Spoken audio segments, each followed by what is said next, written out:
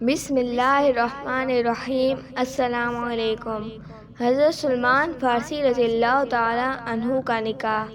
حضرت ابو عبد الرحمن سلمی رحمۃ اللہ علیہ کہتے ہیں کہ حضرت سلمان رضی اللہ تعالی عنہ نے قبیلہ قندہ کی ایک عورت سے شادی کی اور اس کے گھر میں ہی ان کی رخصتی ہوئی۔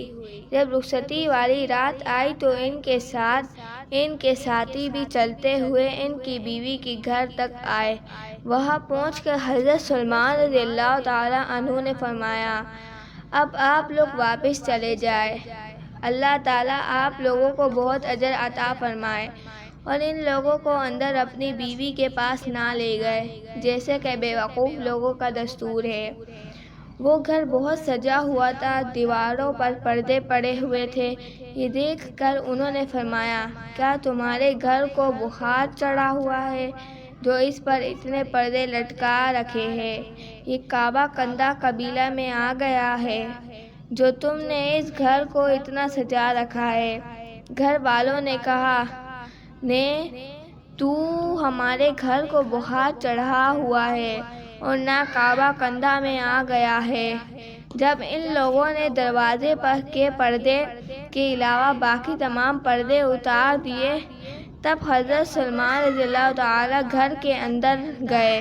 جب اندر گئے تو انہیں بہت سا سامان نظر آیا۔ فرمایا، سامان کس کا ہے؟ انہوں نے بتایا، یہ سامان آپ کا اور آپ کی بیوی کا ہے۔ انہوں نے فرمایا، اتنے سامان کی تو میری خلیل صلی اللہ علیہ وسلم نے مجھے وصیت نہیں فرمائی تھی۔ انہوں نے تو مجھے یہ وصیت فرمائی تھی کہ دنیا میں سے میرا سامان اتنا ہو جتنا ایک سوار کا توشہ سفر ہوتا ہے۔ پھر انہوں نے بہت سی باندیاں دیکھی۔ فرمایا، یہ باندیاں کس کی ہے؟ انہوں نے کہا، یہ آپ کی اور آپ کی بیوی کی ہے۔ فرمایا، میرے خلیل صلی اللہ علیہ وسلم نے اتنی باندیاں رکھنے کی مجھے وصیت نہیں فرمائی۔ انہوں نے تو مجھے اس کی وصیت فرمائی تھی کہ میں اتنی رکھوں جن سے میں خود نکاح کر سکوں یا ان کا دوسروں سے نکاح کر سکوں۔ اگر میں اتنی ساری باندیاں رکھوں گا تو یہ تو زنا پر مجبور ہو جائے گی اور مالک ہونے کی وجہ سے ان کے برابر مجھے بھی گناہ ہوگا اور اس سے ان کے گناہ میں کوئی کمی نہ آئے گی۔ پھر جو عورتیں ان کی بیوی کے پاس بیٹھی ہوئی تھی ان سے فرمایا، کیا اب تم میرے پاس سے چلی جاؤ گی اور مجھے اپنی بیوی کے ساتھ تنہائی کا موقع دو گی؟ انہوں نے کہا، جی ہاں۔ چنانچہ وہ چلی گئیں۔ حضرت سلمان رضی اللہ تعالی عنہ نے جا کر دروازہ بند کیا اور پردہ لٹکا دیا اور آپ جا کر اپنی بیوی کے پاس بیٹھ گئے اور اس کی پیشانی پر ہاتھ پھیر کر برکت کی دعا کی اور اس سے کہا کہ جس کام کا میں تمہیں حکم دوں گا کیا تم اس میں میری اطاعت کرو گی؟ اس نے کہا، آپ ہیں ہی اسی ایسے مقام پر کہ آپ کی بات مانی جائے۔ انہوں نے فرمایا، میرے خلیل صلی اللہ علیہ وسلم نے مجھے یہ وصیت فرمائی تھی کہ جب میں اپنی بیوی کے ساتھ پہلی مرتبہ اکٹھا ہوں تو اللہ کی اطاعت پر اکٹھا ہوں۔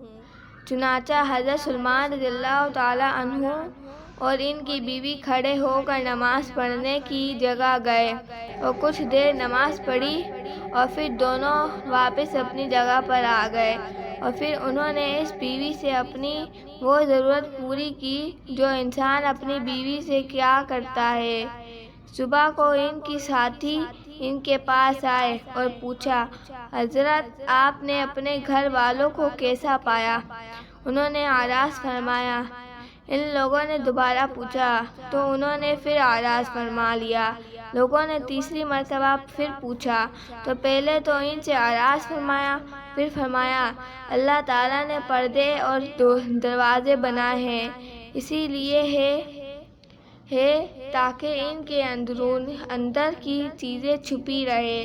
آدمی کے لیے اتنا ہی کافی ہے کہ وہ ظاہری حالات کے بارے میں پوچھے، چھپے ہوئے اندر کے حالات ہرگز نہ پوچھے۔